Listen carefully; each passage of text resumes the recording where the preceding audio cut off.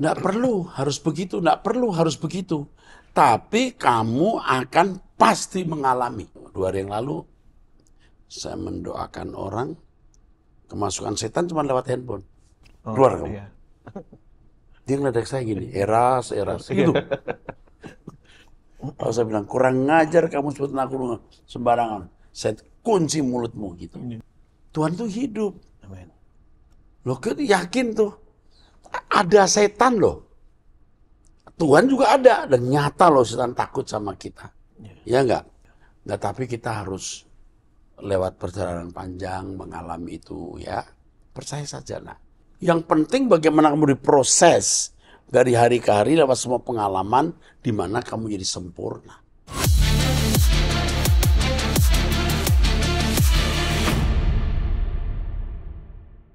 Salam saudara, kita kembali memasuki Abam episode 1166. Saya ditemani oleh Pak Pendeta Andris. Mari Pak, kita mulai. Baik Pak, dari pria usia 26 tahun belum nikah di Jakarta. Ya, Shalom Pak Eras, saya ingin bertanya, ya. bagaimana caranya lepas dari dosa homoseksual? Ketika saya masih kecil, saya pernah dilecehkan. Dalam perihal dosa homoseksual, saya sering jatuh bangun hingga sekarang. Saya sempat melepaskan dosa dan pulih selama 6 bulan. Namun saya terjatuh lagi. Mohon bantuannya, Pak. Kalau kamu pernah pulih, berarti kamu berpotensi besar untuk pulih. Bisa pulih. Nah, ini tergantung kamu punya niat. Niatmu yang harus kamu kuatkan. Kamu kuatkan niat kamu, itu yang penting. Baru kamu bisa. Niat itu kamu sertai dengan doa. Doa pagi bersama saya, doa pribadi, mendengarkan khotbah. Jangan bergaul lagi dengan orang yang mempunyai keadaan sama seperti kamu akan jatuh. Kamu jangan berpacaran lagi dengan teman sejenis. Kamu strik itu. Arahkan dirimu pada cita-cita yang positif. Mau jadi pemusik, cari uang, sekolah teologi, jadi pendeta. Lalu kamu belajar untuk sungguh-sungguh tidak lagi memperhatikan pria. Kalau itu pria, ya udah. Kalau ganteng, ya lewatin. Jelek, lewatin. Jangan jelek. Ganteng, nggak boleh. Ya, kamu harus strict supaya hatimu kamu arahkan ke Tuhan. Dalam nama Yesus kau bisa pulih. Amin. Kamu ikuti yang Om Eras katakan, nak, kamu pasti pulih. Amin. Oke, amin. Selanjutnya dari wanita usia 63 tahun, janda, meninggal, 2 anak, dan dari Jawa Timur, Jemaat GSKI Online. Shalom Bapak Erastus yang saya kasihi dan hormati, saya ingin kesaksian mengenai perubahan hidup saya setelah saya selalu mengikuti doa pagi dan khotbah-khotbah Bapak. Iya, pasti berubah. Amin. Termasuk yang homoseks tadi itu. Iya, Pak. Pasti berubah. Dengan beberapa nasihat yang tadi cepat-cepat, tapi kalau diikuti, wah itu pasti. Jadi doa pagi, doa pribadi, mendengarkan khotbah, cara berpikir yang diubah, punya fokus, satu cita-cita aktif di situ. Jangan lagi melihat pria-pria, arahkan hatimu kepada wanita. Itu semua akan bisa. Termasuk ini, doa dan khotbah-khotbah saya. Merubah cara berpikirmu sampai kamu melihat perbuatan dosa itu jijik. Pasti perubahan terjadi. Terus. Saya punya anak yang sudah menikah. Dia sudah lama mengidap penyakit yang menyerang otak sehingga dia tidak bisa bekerja. Melalui kemurahan Tuhan, saya masih bisa bekerja untuk membantu biaya rumah tangga dan biaya berobat. Anak saya beberapa kali kritis dan saat kondisi anak saya kritis, saya bingung perihal mencari pinjaman uang demi menyelamatkan nyawa anak saya. Namun setelah saya mendengar khotbah-khotbah Pak Eras, saya sekarang lebih tenang meresponi keadaan yang menakutkan. Saya tidak lagi khawatir dan saya belajar mengatasi masalah saya dengan kesucian hidup. Saya sadar bahwa hidup anak saya milik Tuhan. Yang penting saya terus menjaga hubungan dengan Tuhan. Amin. Berusaha tidak mendukakan hati Tuhan dan Roh Kudus. Saya sudah tidak lagi khawatir dengan keadaan-keadaan kritis yang masih saya alami. Karena saya bisa berserah penuh kepada Tuhan. Bahkan ketika keadaan belum membaik. Sekarang saya berdoa tidak meminta kesembuhan. Akan tetapi biarlah Hanya kehendak Tuhan yang jadi dan bukan kehendak saya. Disembuhkan atau tidak, saya akan tetap bersyukur dan terus berusaha berubah menjadi anak kesayangan Bapa. Saya tidak ingin berbuat dosa lagi, bahkan setiap ada kesempatan, saya menggunakan waktu tersebut untuk berdoa, karena saya rindu di hadirat Tuhan.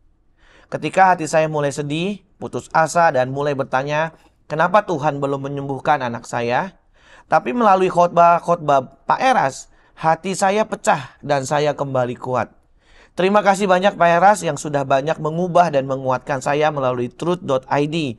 Semoga Bapak sehat selalu karena masih banyak jiwa-jiwa yang perlu diselamatkan. Tuhan memberkati Pak Eras, keluarga, dan seluruh tim ABAM. Percayalah bahwa keadaan ini tidak akan membinasakan kamu. Tidak bisa membinasakan anakmu. Keadaan ini mempersiapkan kalian masuk surga. Syukuri keadaan ini. Tetapi mintalah kesembuhan. Mintalah mujizat. Ya, mintalah mujizat, mintalah kesembuhan. Tinggal di mana dia? Jawa Timur kalau nggak salah Pak. Jawa Timur ya. Nanti mungkin saya akan ada waktu doa lewat video untuk orang-orang sakit. Oh iya Pak. Ya, khusus. Kita harus mulai berdoa untuk orang sakit dan percaya mujizat. Iya. Ya, jangan kita terlalu logika. Semua harus selesai logika. Allah hidup. Allah itu Allah mujizat. Kita bukan kemakmuran dan fokus ke mujizat. Tetapi jangan tinggalkan mujizat. Dan kita pun mau hidup dalam kemakmuran untuk kemuliaan Allah. Oke? Pak, percaya mujizat. Bapak doa, anak Bapak pasti tidak meninggal karena sakit itu. Ibu Pak. Iya. Jadi kalaupun nggak langsung sembuh, dia bisa panjang umur dan lambat laun sembuh. Sampai tidak tahu kapan mulai sembuhnya. Dalam nama Yesus. Apa? Ibu. Ya. Oh. Artinya ya ibu ini ya, oke ya. Pokoknya bisa sembuh. Amin. Itu aja. Oke. Yakin ya kita bisa sembuh ya. Iya Pak. Kasihan ya. Tapi setelah dia mendengar khotbah kita, Berubah Pak. Lebih tenang. enggak gini. Saya punya anak yang sudah menikah, sudah mengidap penyakit yang menyerang otak sehingga tidak bisa bekerja. Iya. Yang sakit siapa? Oh, yang sakit anaknya. Anaknya. Dalam nama Yesus. Oke, teruskan. Ini sebenarnya menjadi PR kita. Betul. Kalau saya lihat jemaat Pak kursi roda gitu, aduh, saya berdoa. Ini PR nih. Suatu hari dia akan jalan. Tapi saya tunggu Tuhan. Satu hari mereka akan jalan. Jadi yang pakai kursi roda, kecuali tua loh ya. Iya Pak. Tapi kalau masih muda-muda, mestinya enggak perlu pakai kursi roda. Ya oke, teruskan. Selanjutnya dari pria usia 20 tahun belum menikah dari Jakarta. Shalom Pak Eras, saya memiliki background sebagai mahasiswa yang sedang menjalani pendidikan teologi dan ada hal yang sangat mengusik saya. Saya pribadi cukup sering membuka sosial media untuk mengetahui kabar terbaru dan banyak mengikuti akun-akun Instagram yang berbagai ayat atau renungan Alkitab. Yang berbagi ayat atau renungan Alkitab. Namun sejujurnya, ada hal yang sangat membuat saya merasa kurang nyaman. Banyak ayat yang dibagikan akun-akun ini menjadi kurang tepat karena mereka terlalu fokus untuk menjangkau pemuda. Banyak ayat Alkitab yang seperti dijadikan ayat untuk bucin atau cinta-cintaan. Padahal makna asli dari ayat tersebut jauh dari yang sebenarnya. Ya. Saya sadar bahwa mereka memilih ayat demi menjangkau yang lebih luas. Tetapi hal ini membuat saya ingin mendebat dan menyanggah makna yang mereka buat dari ayat yang mereka kutip. Iya, mengorbankan kebenaran demi supaya bisa mengisi media sosial itu ya. Terus, apakah saya perlu memperdebatkan atau meluruskan makna ayat-ayat yang mereka unggah tersebut, Pak? yang pertama kamu harus tanya Tuhan apakah itu bagianmu. Yang kedua, kalau itu bagianmu, jangan mendebat. Kalau mereka berkata, ini putih, nggak usah bilang, bukan putih. Cukup kau bilang ini loh, ya misalnya, itu ya kan? Jangan didebat. Yang ketiga, kalau jangan debat gitu. Kalau sudah benar ya jangan didebat maksudnya. Jadi kalau tidak benar gimana?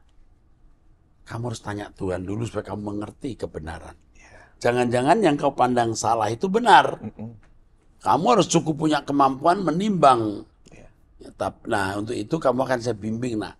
Kamu ikut terus true.id, kamu akan tahu mana kebenaran. Dan setelah tahu, kamu tidak usah nuding dia. Dia mau putih, mau hitam, kamu nggak usah nuding. Kamu bicara ya, dalam kebenaran. Nanti orang akan membandingkan sendiri. Kamu perhatikan Om Eras.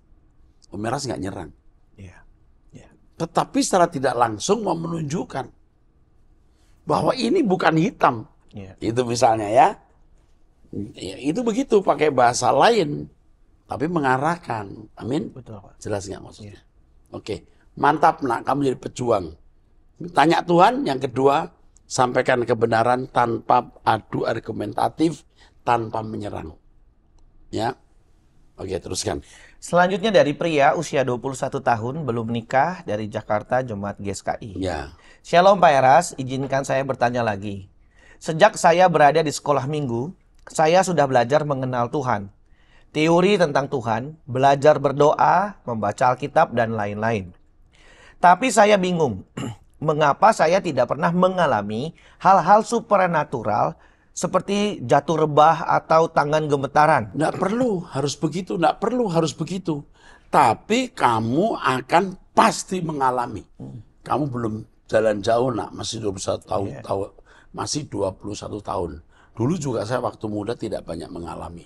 Tapi ketika saya berjalan dengan Tuhan, Allah itu real. Nyata. Ya. Bahkan kadang-kadang saya bisa pegang tangan orang strum. Iya, betul. Ya kan? Dingin atau panas? Iya, dingin atau panas. Kamu rasa dingin kan? Iya. Oh, itu bisa. Yang terakhir saya doakan ibu-ibu, saya pegangin tangan, strum nih. Iya. Itu ada hadirat Tuhan, ada aliran Tuhan. Nah, saya cerita begini bukan untuk sombong, tapi yakin Allah itu hidup. Yakin Allah itu ada. Ya, beberapa waktu ini, 2 hari yang lalu, saya mendoakan orang, kemasukan setan cuma lewat handphone. Keluar kamu. Iya. Dia ngeliat saya gini, eras, gitu. Kalau saya bilang, kurang ngajar kamu sebutin aku sembarangan. Saya kunci mulutmu, gitu. Terus ada satu lagi yang kemasukan. Begitu tunjuk handphone, dia udah gini. Takut dia. Tapi yang satu nggak takut. Ya, setannya lebih kuat nih. Ini lebih kecil, ini lebih kuat. Maksud gini, eras. Kau buang waktu. Setan pun kenal kita loh. Tapi saya usir. Gini, nggak mempan gitu. Waduh. Terus saya minta api dari surga baru. Ya kan. Nggak mungkin kamu bisa tahan. Tapi bisa keluar masuk tuh. Akhirnya ya saya suruh orang di situ, coba jangan saya terus, kamu belajar latihan ya. Mosok ini harus saya, ini di luar kota soalnya. Iya, Di luar kota harus terbang ke sana. Pak, bisa nggak terbang ke sini? Pakai tikar terbang kan. Kita kan harus pergi ke perjalanan 2 jam kira-kira kalau naik pesawat. Tapi sekarang saya mulai latih kan, bakar, saya tusuk kamu. Nah, di situ ada pelayan-pelayan Tuhan, orang awam yang melayani, dia mulai melihat cara saya mengusir, dia mulai praktek. Coba praktek. Oh ya. Gitu, Mas. Pegang kepala istrimu. Terus biar tangan istrimu pegang perempuan kan. Kamu rapi dia. Wah. Sekarang sih kayaknya udah bisa sendiri. Tuhan tuh hidup. Amin. Loh, yakin tuh. Ada setan loh. Tuhan juga ada. Dan nyata loh setan takut sama kita. Ya enggak? Oke, teruskan. Ini masih muda ya, tapi belum banyak pengalaman. Terus. Saya juga tidak pernah mendapat mimpi atau penglihatan. Apakah saya salah, Pak? Apakah saya kurang dekat dengan Tuhan? Enggak, belum. Nanti kamu akan mengalami. Nah, ya enggak apa-apa. Teruskan. Misalnya, di suatu acara rohani Kristen mengadakan altar call. Firman yang dibawakan menyentuh hati saya, bahkan saya menangis dan tersentuh. Tapi, saya terkadang bingung kalau misalkan ada acara pelepasan KKR atau semacamnya. Saya berkata dalam hati, itu semua benar roh jahat atau apa ya? Itu kenapa pada gemetaran atau teriak-teriak menangis? Saya sempat juga berdoa, agar saya dapat mengalami hal-hal supranatural. Sejujurnya, saya orang yang kalau tidak melihat secara langsung belum tentu percaya. Walaupun saya tahu bahwa firman Tuhan berkata, "Berbahagialah kamu walau kamu tidak melihat namun percaya." Saya pernah berpikir, apakah Tuhan itu ada atau hanya teori yang dibuat manusia? Iya, tadi itu kalau setan itu ada, Pasti Tuhan ada. mendelik-mendelik, wanita cantik-cantik bisa ngamuk-ngamuk. Ini bukan kejiwaan setan. Lalu ada kita berdoa dalam nama Yesus, setan keluar, atau dia takut lihat kita. Nah, ngerti nggak kenapa? Lalu kesaksian dari yang setempat tadi belum saya tambahkan. Yang seorang bapak, orang awam, tapi yang saya minta doakan, coba doakan. Nah, setan melihat dia, kok kamu kebawa malaikat, kok kamu kok bawa pedang, kok ada sayapnya. Gitu. Entah dia atau entah malaikat di belakangnya. Itu kan fakta. Setan itu ada, Tuhan juga ada. Nah, tapi kita harus lewat perjalanan panjang mengalami itu, ya. Percaya saja, nah. Pasti kamu akan mengalami kalau kamu mencari Tuhan sungguh-sungguh. Oke. Apakah saya salah jika saya meminta pengalaman supernatural seperti itu, Pak? Tanya Roh Kudus apa kamu perlu. Kalau perlu Tuhan memberi, kalau nggak perlu nggak usah. Percayalah walau tidak melihat. Atau memang mengenal Tuhan itu tidak harus melalui hal-hal yang berbau supernatural? Ya, Terima kasih, tidak Pak. selalu. Mengenal Tuhan tidak selalu melalui hal-hal supernatural. Kamu berdoa orang sakit sembuh. Kamu ngusir setan, setan keluar. Tidak membuat karaktermu jadi baik loh. Iya, betul. Yang penting bagaimana kamu diproses dari hari ke hari lewat semua pengalaman di mana kamu jadi sempurna. Berkarakter, berkepribadian baik. Itu yang penting. Amin. Oke, haleluya. Teruskan. Selanjutnya dari wanita usia 53 tahun, janda meninggal, 2 anak dari Jawa Barat, Jemaat GSKI. Shalom Bapak Erastus dan tim Abam yang terkasih, saya ingin bertanya, bolehkah jika saya melakukan doa pribadi ketika terbangun dari tidur jam 2 WIB 2 pagi? Ketika saya terbangun, saya langsung duduk di kasur, fokus untuk menyembah Bapak Yahweh dengan puji-pujian tanpa mencuci muka dan mengganti pakaian terlebih dahulu. Kira-kira saya menggunakan waktu 40 menit dalam penyembahan sebelum saya tidur kembali. Bisa, bisa. Kenapa tidak? Tapi juga bisa kamu cuci muka, segar, pakai pakaian yang lebih resmi juga bisa. Itu secara psikologi kita itu terbawa dalam satu suasana resmi. Iya, Pak. Makanya ada celana panjang yang saya taruh dekat tempat tidur. Karena pendek saya pakai dulu baru saya berlutut. Tapi kadang-kadang dalam kondisi tertentu saya langsung berlutut menyembah. Jadi nggak tentu. Jadi saya udah siapin pakaian saya untuk ganti di samping tempat tidur. Ada celana panjang saya udah gantung di kursi. Situ terus gitar dan kursi udah siap juga. Kalau tinggal ngangkat, tuh langsung saya berdoa. Itu. Terus pelan-pelan. Saya bangun lagi di jam 4.40. Kemudian saya mencuci muka dan kaki. Selanjutnya saya doa pagi bersama dan baru saya duduk di tempat doa yang sudah saya siapkan untuk berdoa. Saya berdoa kiranya Bapak sekeluarga dan tim Abam diberikan kesehatan dan umur panjang untuk terus memberitakan kebenaran, untuk semakin membuat saya mempersiapkan hidup serta berkemas-kemas. Tuhan Yesus memberkati. Amin sayang, Tuhan berkati kamu. Ya, Tuhan berkati kamu ya. Oke, teruskan. Selanjutnya pria 22 tahun belum menikah. Jemaat Pos PI GSKI Kupang. Shalom Bapak Eras dan tim Abam. Saya mengucapkan terima kasih kepada Bapak melalui Truth ID karena kebenaran dan teladan Bapak mengubah cara saya berpikir serta memandang masalah. Sebelum mengenal kebenaran yang Bapak ajarkan, saya punya masa lalu yang membuat saya memiliki akar pahit, dendam dan marah dengan keadaan hidup. Saya adalah seorang anak yang tidak diinginkan kelahirannya karena saya terlahir bukan perempuan. Ketika umur saya masih 9 tahun, terjadi musibah yang sangat berat yang sulit saya lupakan. Bahkan saya dianggap sebagai anak pembawa sial dan tidak berguna. Tetapi meskipun begitu, saya tetap optimis karena dari dulu saya mempunyai cita-cita ingin sukses dalam kemewahan, kekayaan, baik uang dan aset agar dapat mengganti kerugian serta membawa hidup keluarga dalam kecukupan. Pertanyaan saya, Pak, bagaimana mengubah sifat temperamen, karakter suka mengatur, sulit diatur, suka menuntut, tidak sabar, egois, tidak peduli hubungan dengan orang lain, mudah bosan, sulit konsentrasi, suka kebebasan, dan sering tidak konsisten mengikuti rutinitas yang monoton. Monoton. Ini kok lengkap sekali ya. Dosanya lengkap sekali ini. Terus, Hal ini menjadi pergumulan karena spontan dan otomatis. Apakah batin atau jiwa saya belum sembuh?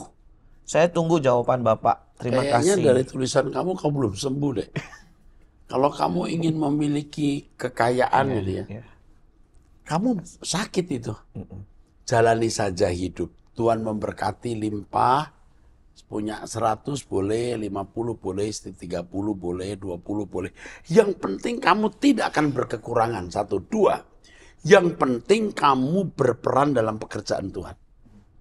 Makin banyak uangmu, makin berperan. Makin banyak uangmu, makin efektif. Bukan makin banyak uangmu, mobil tambah mewah, rumah tambah besar, itu yang salah. Jadi masih sakit kalau masih memikirkan kelimpahan seperti itu, supaya ingin sukses dalam kemewahan, kekayaan, baik uang dan aset. Sakit kamu. Kalau kamu tetap punya cita-cita ini, pasti kamu masuk neraka. Jangan. Kalau kita kaya untuk Tuhan. Makin kaya, makin efektif untuk pekerjaan Tuhan. Lalu sifat temperamen, suka mengatur, sulit diatur. Dan panjang banget nih. Kamu baik loh. Bisa jujur dan menyadari hal ini. Berbahagialah orang yang menyadari dirinya sakit. Dengan dirinya sakit, dengan dirinya menyadari sakit, dia datang kepada dokter. Dokter kita Tuhan Yesus.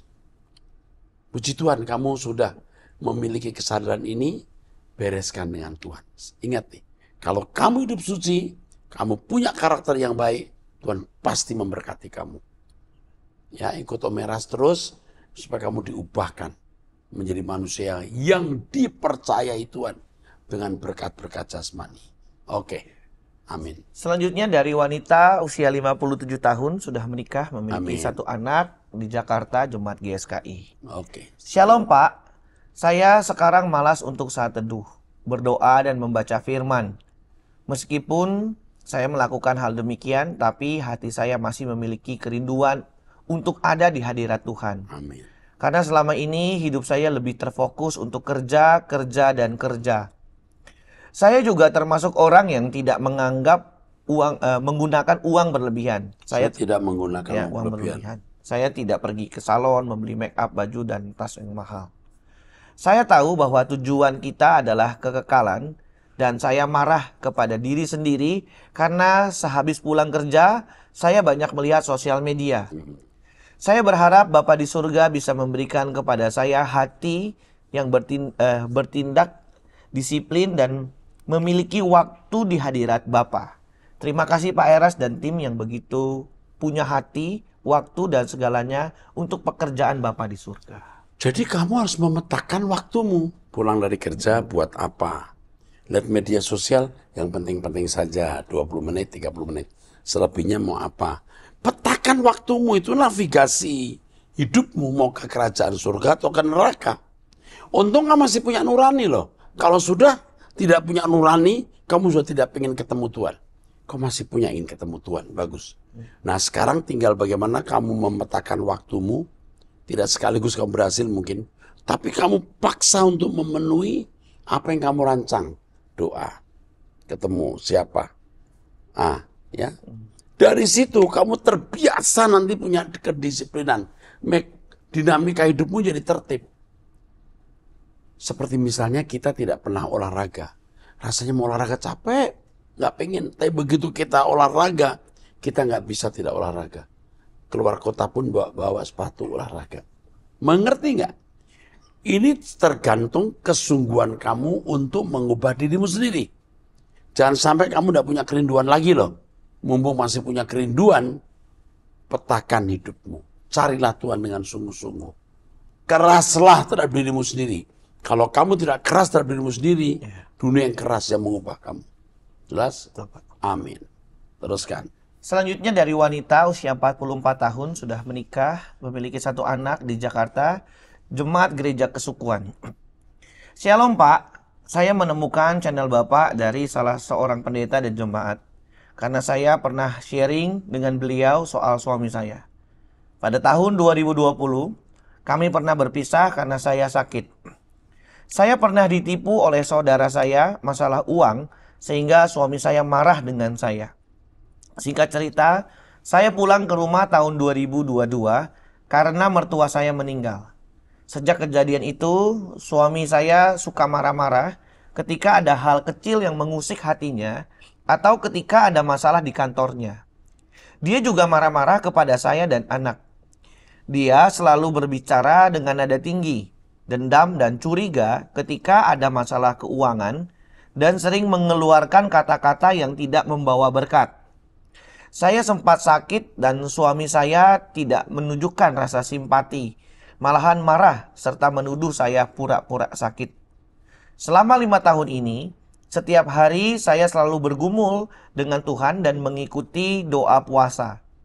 Saya selalu berdoa agar Tuhan menguatkan saya menghadapi karakter suami saya ini. Tapi Tuhan masih belum menjawab doa saya. Ketika saya di rumah sakit beberapa waktu lalu, saya mengatakan kepada Tuhan bahwa saya sudah menyerah menghadapi karakter suami saya, yang dimana tidak ada damai sejahtera. Ketika diajak untuk berdiskusi baik-baik, dia malah marah dan anak saya juga ketakutan melihat bapaknya. Apa yang harus saya lakukan ya Pak? Apakah suami saya ini telah terkena kuasa gelap?